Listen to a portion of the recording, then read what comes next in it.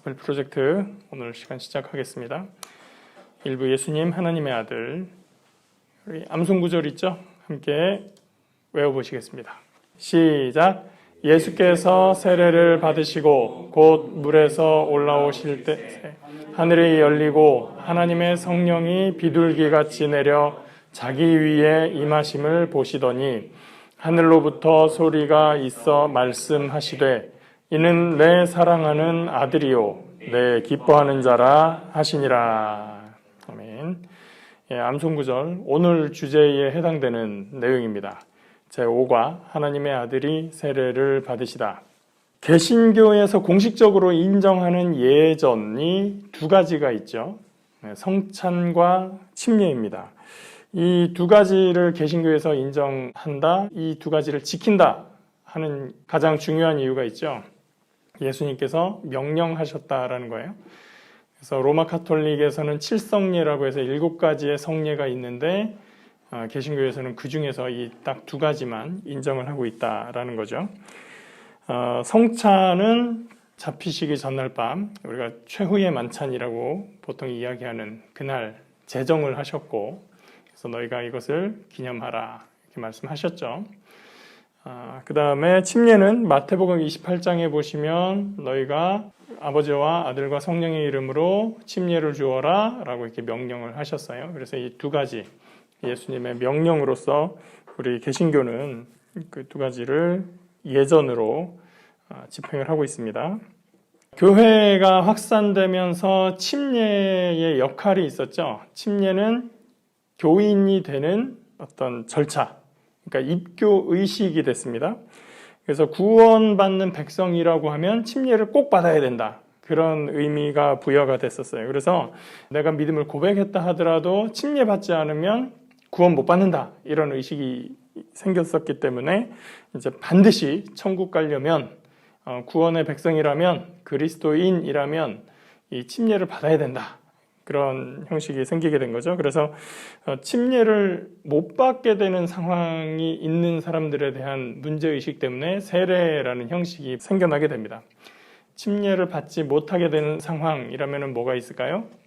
막 죽기 직전, 임종 직전에 믿기로 결심한 사람, 혹은 질병 중에 있어서 뭐 당장 오늘 내일 하는 건 아니지만 그 침례를 받으러 어떻게 이동하기가 힘든 사람, 또 아니면 어느 지역은 정말 여기는 물이 너무 없어요. 뭐 잠기고 어쩌고는커녕 마실 물도 찾기 힘들어요 하는 그런 곳이 있다면 이제 그런 곳에서는 침례가 가능하지 않았겠죠. 그런 데서는 이제 약식으로 세례를 시행을 하기 시작을 했습니다.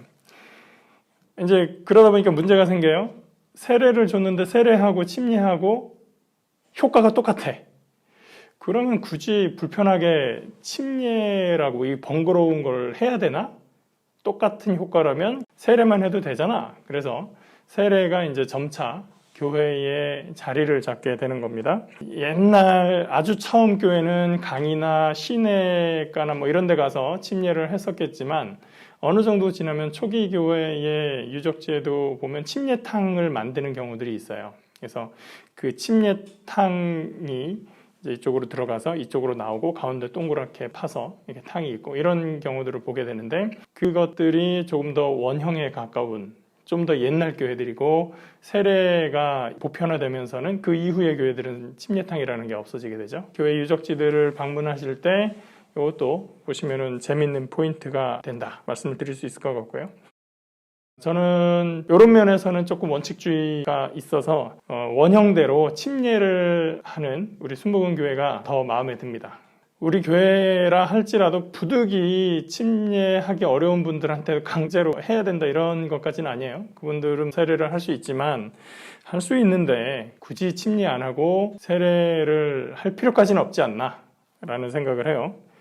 근데 여기까지 말씀을 드리려고 생각을 하다 보니까 요즘의 상황에 비치면 뭔가 하고 굉장히 좀 비슷하다는 느낌이 좀 들죠. 전염병 사태를 지내면서 온라인 예배가 굉장히 익숙해졌잖아요.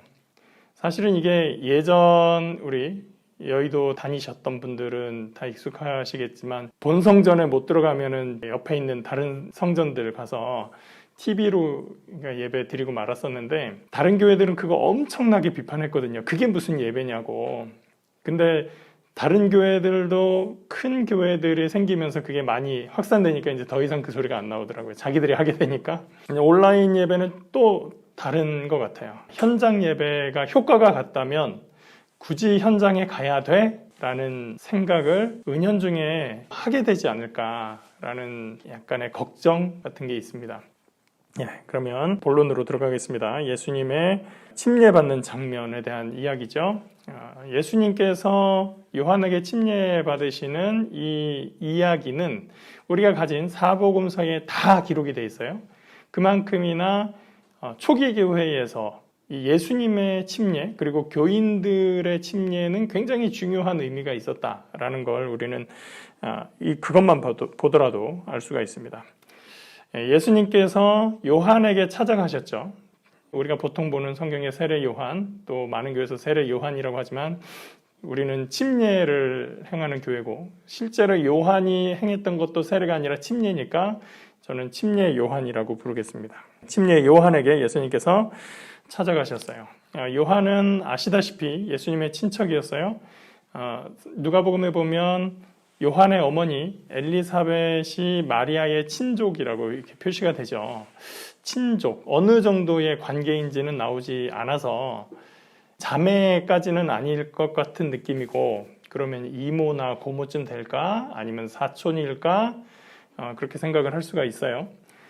그러면 그 관계에 따라서 요한과 예수님의 그 촌수가 5촌일 수도 있고 6촌일 수도 있고 7촌일 수도 있고 뭐 그렇게 되겠죠. 그게 성경에 정확하게 표시는 안 돼 있으니까 우리는 그건 잘 알 수가 없습니다. 어쨌거나 예수님께서 요한을 찾아가셨는데 요한을 찾아간 이유가 사적인 어떤 관계, 우리 친족 관계 그런 어떤 의미를 두고 간 것이 아니라 공적인 이유 때문에 찾아가셨었던 겁니다. 예수님께서 공적인 삶을 시작하는 가장 맨 처음의 사건이 바로 이 침례가 되는 것이죠.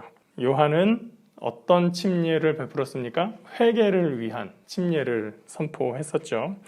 요한이 요구했던 회개는 무엇일까? 어떤 것에 대한 회개를 요청했을까? 우리는 보통 우리의 죄에 대한 회개를 많이 생각할 수 있는데 요한은 그것보다는 좀 더 근본적인 것들을 이야기했었던 것 같아요. 그래서 형식적인 믿음, 외형만 갖춘 믿음 그런 것들은 그릇된 것이다. 참된 믿음으로 돌아와라 라고 외쳤습니다. 우리 교재 54페이지 둘째 문단에 보면 세례 요한인데 제가 침례 요한으로 말씀드린다고 했죠. 침례 요한의 회개 선포와 침례 강조는 마태복음의 첫 독자들에게도 필요한 것이었습니다. 우리처럼 그들도 회개를 거쳐야 했습니다. 회개로 번역된 헬라어 단어의 뜻은 돌아서다입니다. 그리스도인의 회개는 죄에서 돌이켜 믿음으로 하나님께 돌아서는 것입니다. 또한 우리처럼 그들도 날마다 회개하는 삶의 방식을 발전시킬 필요가 있었습니다. 회개에 대해서 선포하는 요한의 이야기. 회개의 의미는 뭐냐? 설교 때 많이 들으셨겠지만 회개는 원래 잘못했어요 라고 뉘우침의 말을 하는 것이 아니라 돌아서는 것이다 라는 얘기 많이 들으셨죠. 그래서 나는 회개합니다 라고 할 때의 그 회개의 진정한 의미는 내가 가던 이 길에서 돌아서서 가겠다. 그러면 왜 돌아서서 갈까요? 지금 가고 있는 방향이 잘못되었기 때문에 틀린 길을 가고 있기 때문에 돌아서서 바른 곳으로 간다. 어디로? 하나님의 원하시는 하나님께서 말씀하신 그 길로 가기 위해서 돌아서는 것을 회개라고 이야기한다라는 거죠.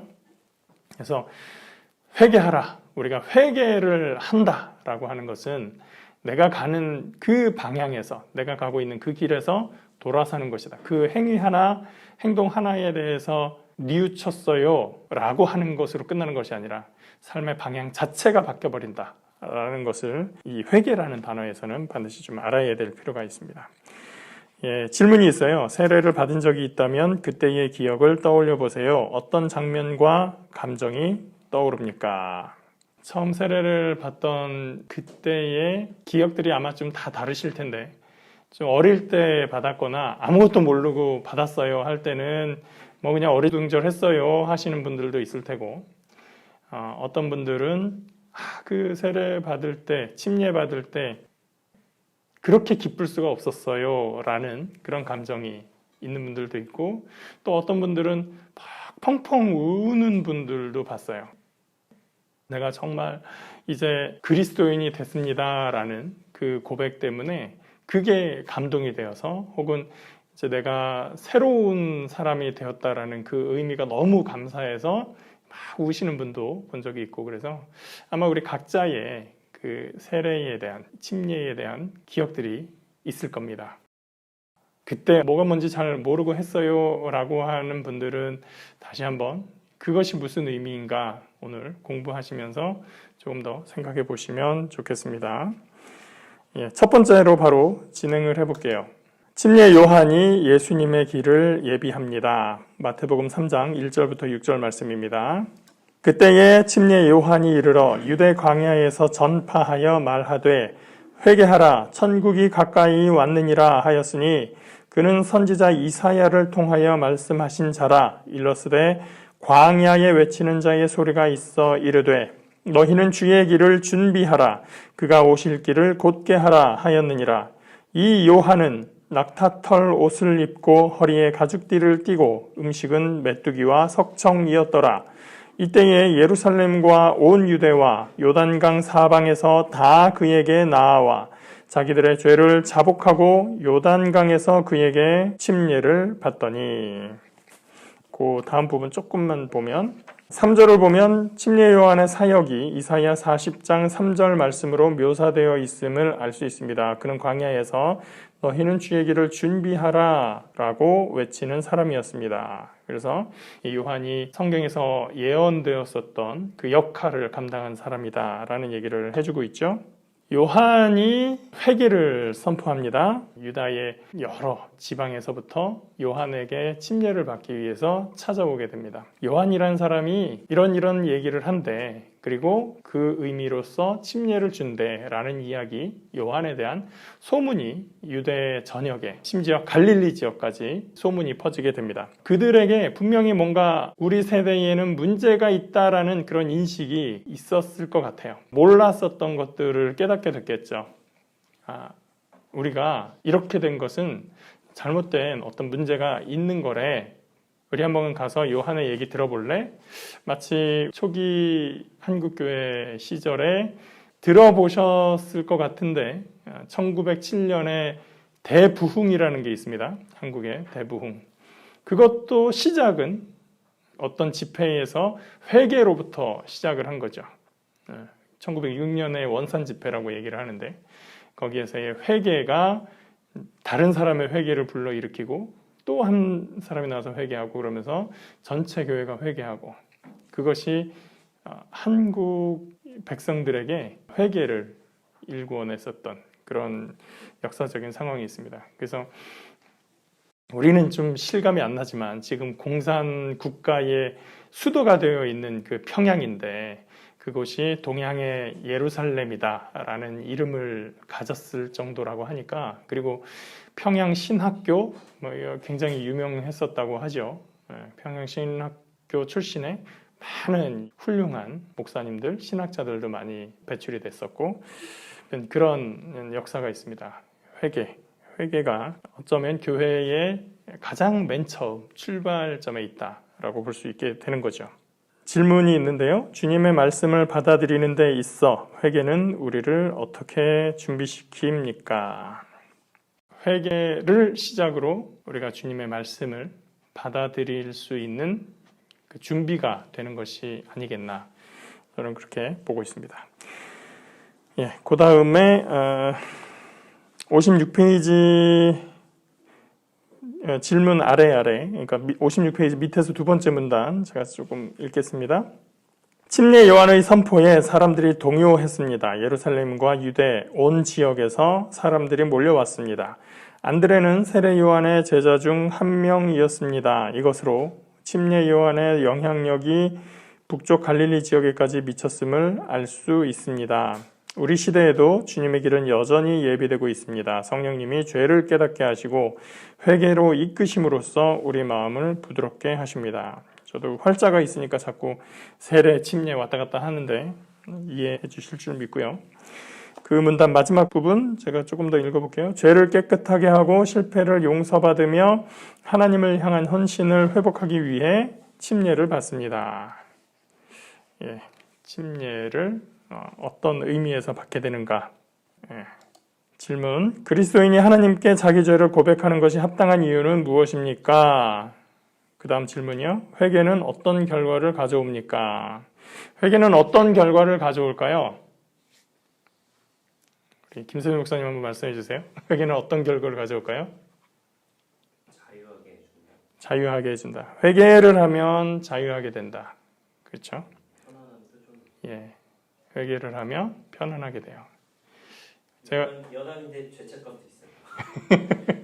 이거 회개 언젠가 했었는데 이 회개를 또 한 번 했었어요.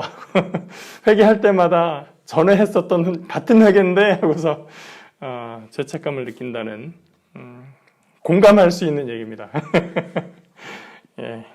우리가 한번 회개한 어떤 일에 대해서 자꾸 반복적으로 그 일을 하게 되면 죄책감이 더 생기더라 그 얘기이신데 충분히 공감이 가죠. 아직 우리가 회개하면서 돌아서야 되는데 돌아서지는 못했다. 그냥 뉘우친 거에서 끝났다. 그런 정도인 것 같습니다. 회개는 어떤 결과를 가져올까요? 자유하게 하고 편안하게 한다. 그게 이제 나의 내적인 상태에서의 이야기일 수 있고요. 이제 다른 사람과의 관계에서라면 어떤 결과, 어떤 일을 가져오게 될까? 제가 생각해 봤는데 저라면 제가 좀 더 겸손하게 만드는 것 같아요. 나도 부족한 사람이 뭘 다른 사람한테 라는 생각을 좀 하게 되고요. 또 한 가지는 그래서 용서도 할 수 있을 것 같아요.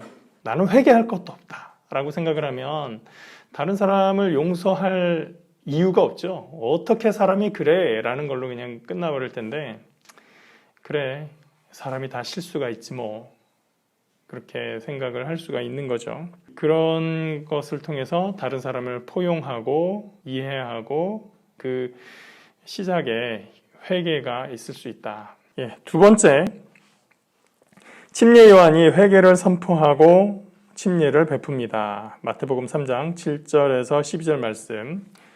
요한이 많은 바리새인들과 사두개인들이 침례 베푸는 대로 오는 것을 보고 이르되 독사의 자식들아 누가 너희를 가르쳐 임박한 진노를 피하라 하더냐.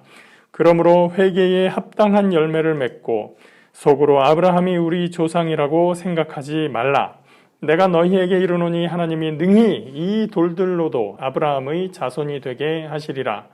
이미 도끼가 나무 뿌리에 놓였으니 좋은 열매를 맺지 아니하는 나무마다 찍혀 불에 던져지리라. 나는 너희로 회개하기 위하여 물로 침례를 베풀거니와 내 뒤에 오시는 이는 나보다 능력이 많으시니 나는 그의 신을 들기도 감당하지 못하겠노라. 그는 성령과 불로 너희에게 침례를 베푸실 것이요 손에 키를 들고 자기의 타작마당을 정하게 하사 알곡은 모아 곡간에 들이고 쭉정이는 꺼지지 않는 불에 태우시리라. 12절에서 타작마당을 정하게 하사 이게 마당의 경계를 정했다 뭐 이런 얘기는 아닌 거 아시죠? 정하게 하사 깨끗하게 하사 이런 뜻입니다. 유대 온 땅에서 예루살렘에서 많은 사람들이 심지어는 갈릴리에서도 많은 사람들이 요한을 찾아와서 그에게 침례를 받았다라고 얘기를 했었는데 이번에 오는 사람들은 조금 다른 사람들이에요. 바리새인들과 사두개인들이 침례 베푸는 대로 왔습니다. 아시다시피 바리새인과 사두개인들은 서로 사이가 좋지는 않아요. 노는 물도 좀 다릅니다. 사두개인들은 제사장 그룹을 배출해내는 그러면서 또 사회적으로는 귀족 계급이라고 할 수가 있어요. 바리새인들은 주로 율법을 연구하고 율법대로 생활하려고 하는 순수 율법주의자들이라고 할 수가 있어요. 부자나 뭐 좀 재력이 있는 사람들도 있을 수는 있지만 귀족으로서 뭐 사회의 최고위층을 형성한다든가 그런 쪽은 사두개인들이 담당하고 있다면 바리새인들은 그 정도까지는 아니고 좀 더 율법 중심적으로 사람들에게 가르치고 자기들이 모범을 보이고 그런 사람들이라고 할 수 있죠. 그런데 그들 양쪽 사람들이 보기에 어쨌든 요한은 이름도 이제 유명해졌고 주목할 수 있게 되는 거죠. 그래서 요한이 도대체 뭔 소리를 하나 살펴보러 한번 온 겁니다. 근데 요한이 이야기하는 그 발언들을 보면 굉장히 강하죠. 독사의 자식들아. 제가 언젠가 문득 자식이 굉장히 순화된 말이구나 라는 걸 느낄 때가 있었어요. 개의 새끼를 뭐라 그래?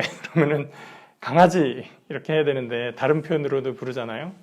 이걸 독사 말고 뱀으로 해서 이렇게 그런 용어로 하면 야 이거 그냥 찐 욕인데? 라는 느낌이 들 수 있는 그런 호칭입니다. 요한이 얘기하는 것 중에 아브라함이 우리 조상이라고 생각하지 말라. 하나님이 능히 이 돌들로도 아브라함의 자손이 되게 하시리라. 이 돌이 참 많이 등장하죠.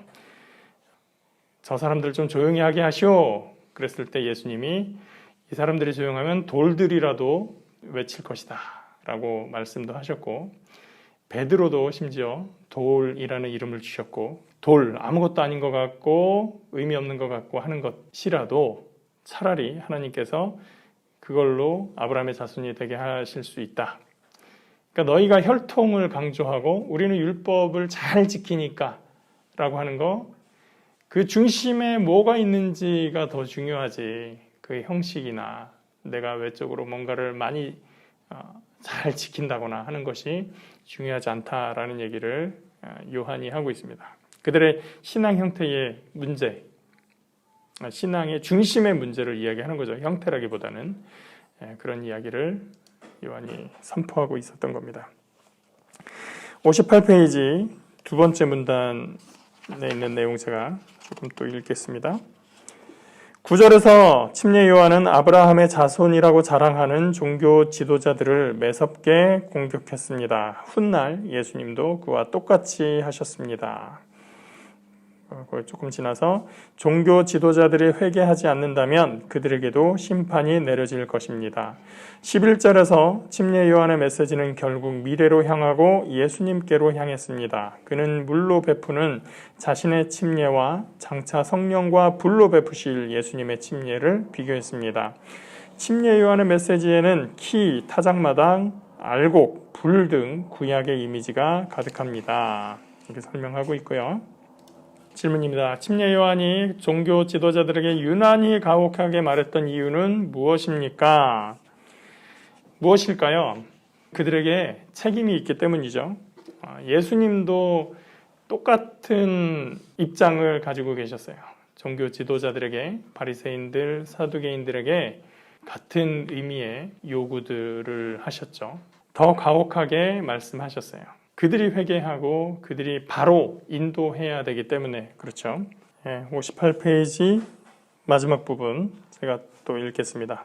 겸손하지 않으면 회개가 필요한 이유를 알 수 없습니다. 겸손하지 않으면 죄 문제를 해결해야 한다는 것을 깨닫지 못합니다. 겸손하지 않으면 자존심을 접고 순복하여 침례를 받으려는 행동을 하지 않을 것입니다. 회개한다는 것 자체가 겸손을 의미하기도 하죠.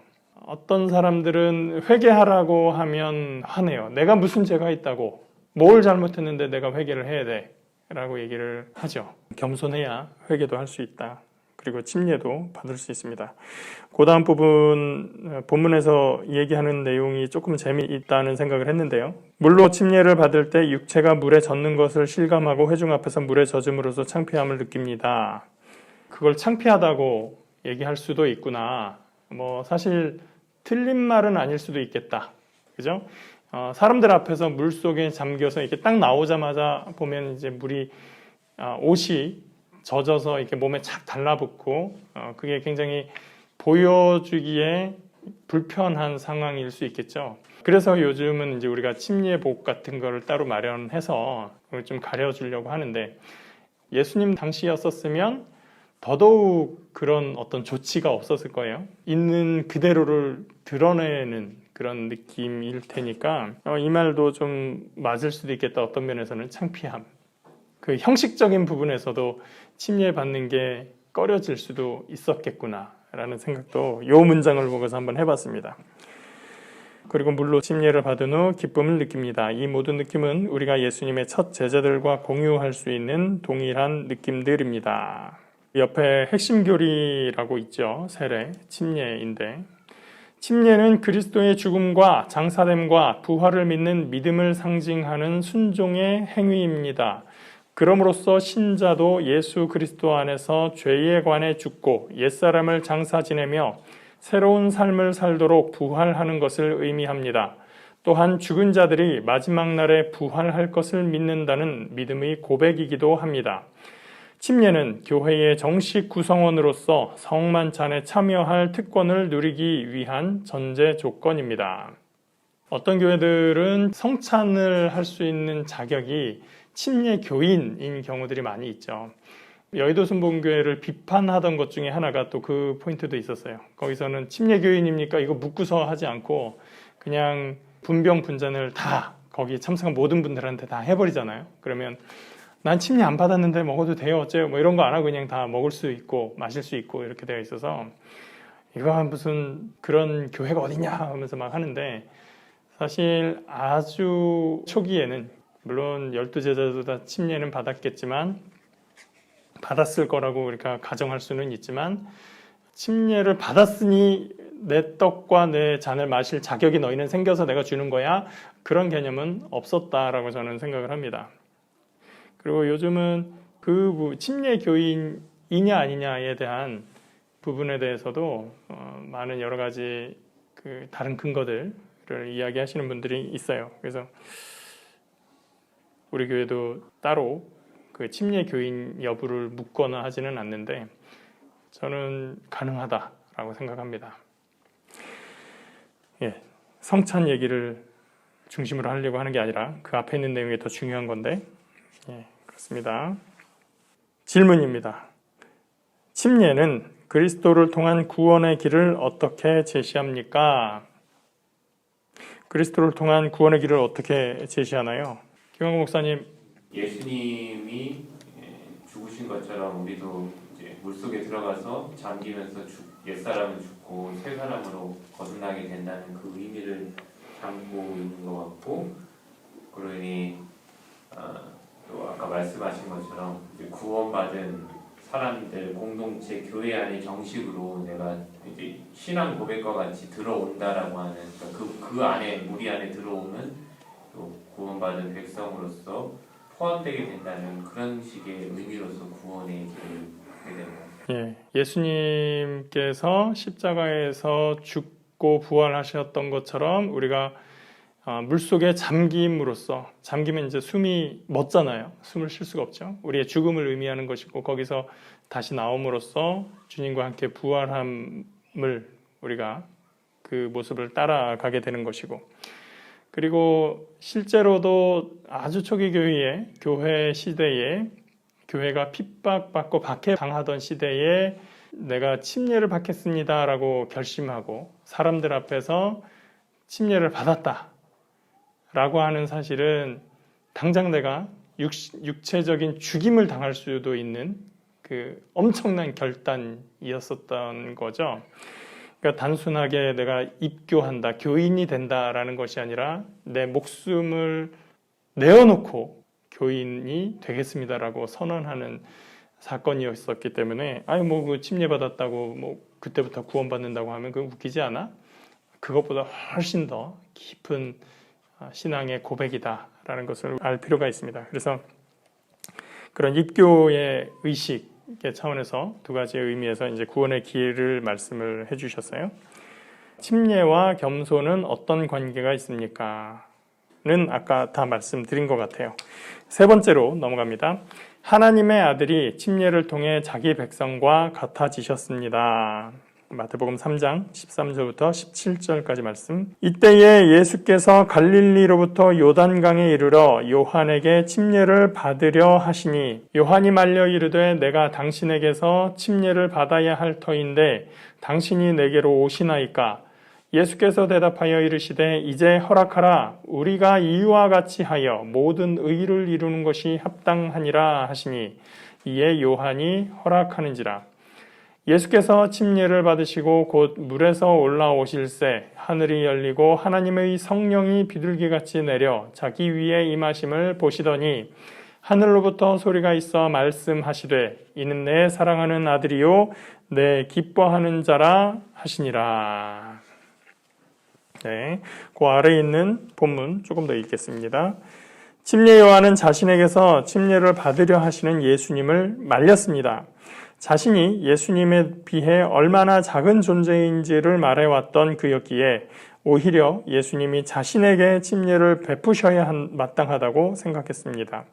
그러나 이것은 침례 요한의 오해입니다. 그는 죽기 전에도 예수님을 한 번 더 오해했습니다. 요한은 내가 그분의 신을 들기도 힘들다, 신뜰매를 풀기도 힘들다 이러면서 거의 하인보다도 못하다라는 자신의 입장에 대해서 얘기를 하고 있었죠. 그런데 예수님께서 자신에게 침례받으러 오셨을 때 이건 있을 수가 없는 일이죠 라고 얘기를 합니다. 그런데 주님께서 이제 허락하라 라고 말씀하시죠. 이것이 하나님의 의를 이루는 것이다. 예수님은 굳이 침례받으실 이유가 없는 분이지만 이 모습을 통해서 모든 사람들이 다 회개에 참여해야 된다, 동참해야 된다라는 것을 주님이 말씀하시고 강조하셨던 사건입니다. 60페이지죠. 60페이지 두 번째, 세 번째 문단, 질문 위에 있는 문단 제가 한번 읽겠습니다. 예수님은 요한에게 침례를 받으셨지만 회개하신 것은 아닙니다. 예수님은 침례 받으실 때 회개가 필요한 우리와 함께하고 계셨던 것입니다. 예수님은 죄 많은 인간과 자신을 근본적으로 동일시하셨습니다. 이렇게 말씀하신 것과 같습니다. 나는 죄인들과 함께 있을 것이다. 십자가 위에서 죽는 순간까지도 그들과 함께 할 것이다. 그리하여 결국에는 그들이 자기 죄에서 해방될 것이다. 그래서 이제 교재에서 이야기해주고 있는 것, 예수님이 회개하는 자리에 십자가에 우리와 함께 우리를 대신하여 우리를 대표하여 그 길을 가셨다라는 것을 이런 방식으로 이제 설명을 해주고 있는 겁니다. 그리고 가장 극적인 장면이죠. 예수님께서 침례 받고 물에서 나오실 때 하늘이 열리고 하나님의 성령이 비둘기같이 내려서 자기 위에 임하셨다. 이 파트는 성경에서 삼위일체 하나님이 다 등장하는 장면으로 많이 주목을 받죠. 하나님의 음성이 이제 들리고요. 예수님, 성자 계시고 성령이 등장하고 하늘에서 하나님의 음성이 들립니다. 이는 내 사랑하는 아들이요 내 기뻐하는 자라. 하나님께서 사람들 앞에서 예수님을 인정해 주시는 사건입니다. 그래서 예수님의 이 공생의 사역의 그 출발점에서 하나님이 예수님을 아들로 공식화하시는 그런 사건이 되는 것이죠. 두 번째 질문 한번 볼게요. 성부 하나님이 예수님에게 하신 이는 내 사랑하는 아들이요 내 기뻐하는 자라 라는 말씀은 침례 받을 때 우리에게도 동일하게 주어지는 말씀입니다. 하나님이 기뻐하시는 자녀로 불러주시는 것은 무엇을 의미합니까? 물론 성자 예수님에 대해서 하나님께서 내 아들이요 내 기뻐하는 자다 라고 하신 의미하고 완전하게 동일할 수는 없지만 하나님께서 자기 백성들을 향하여서도 이 말씀을 해주시는 거죠. 그래서 이는 내 사랑하는 아들이요 내 기뻐하는 자라. 주님께서 우리를 부르시고 우리를 향해서 기뻐한다 라고 말씀해 주신 것, 마치 부모님이 갓 태어난 자식을 보고 얘기할 수 있는 가장 사랑스러운 음성의 그러한 표현입니다. 우리가 하나님의 백성이 되었다는 것, 침례를 받고 그의 구원의 공동체에 들어왔다는 그 의미에 대해서 이 말씀을 다시 한번 묵상하고 우리가 깊이 새길 수 있으면 좋겠습니다. 결론으로 바로 진행합니다. 회개의 침례를 기꺼이 받으신 모습에서 성부 하나님께 온전히 순종하시는 성자 하나님을 봅니다. 침례의 물에 몸을 담그심으로써 예수님은 인간과 근본적으로 같아지셨습니다. 침례 요한은 사람들에게 회개를 촉구하는 메시지를 전함으로써 예수님의 길을 준비했습니다. 예수님은 그에게 침례를 받으심으로써 회개한 신자들과 함께 하셨습니다. 죄인들과 하나가 되실 뿐 아니라 그들의 죄를 대신 짊어지고 십자가에 못 박히시기까지 하셨습니다. 그리하여 단번에 세상 죄값을 치르셨습니다. 주님을 따르기로 결단했다면 회개와 순종의 부르심을 받아들여야 합니다. 예수님처럼 우리도 죄인들과 함께 하되 죄를 짓지는 말아야 합니다. 그들을 용서하기 위해서가 아니라 진정한 용서를 베푸신 오직 한 분 예수님을 영접하도록 인도하기 위해서 말입니다. 주님은 완전하고도 겸손하신 하나님의 아들이십니다. 복음의 증거 부분까지 결론 부분에서 이야기해주고 있죠. 내가 침례받을 당시 혹은 세례를 받으신 분도 있으실 텐데 그때의 기억을 떠올려 보시면서 그때의 감격이 있으신 분들 감격을 떠올리시고 그리고 가장 중요한 것은 이제 그리스도인으로서 이전과의 다른 삶, 이전에 가던 길에서 돌아서서 하나님의 길로 걸어가는 은혜의 삶에 동참하는 저와 여러분이 된 것을 기억하는 그런 의미 있는 시간이 되었으면 좋겠습니다. 기도하겠습니다. 좋으시고 거룩하신 우리 아버지 하나님 감사합니다. 우리에게 겸손의 마음을 허락하시고 사랑과 은혜의 마음을 허락하여 주셔서 하나님 주님 앞에 우리가 회개하게 하시고 주님의 백성 되게 하심을 감사합니다. 예수님을 따라서 우리가 침례에 동참하였고 이제 그 십자가의 길에 동참하게 되었사오니 하나님 오늘 나의 가는 길 내가 걷는 그 길이 주님이 뜻하시고 말씀하시고 원하시는 길인지 다시 한번 돌아보며 주님을 향하여 초점을 잃지 않는 저희들 될 수 있도록 인도하여 주시옵소서. 오늘도 함께 하시고 복 주시고 은혜 주시는 주님께 감사드리며 예수님 이름으로 기도합니다. 아멘.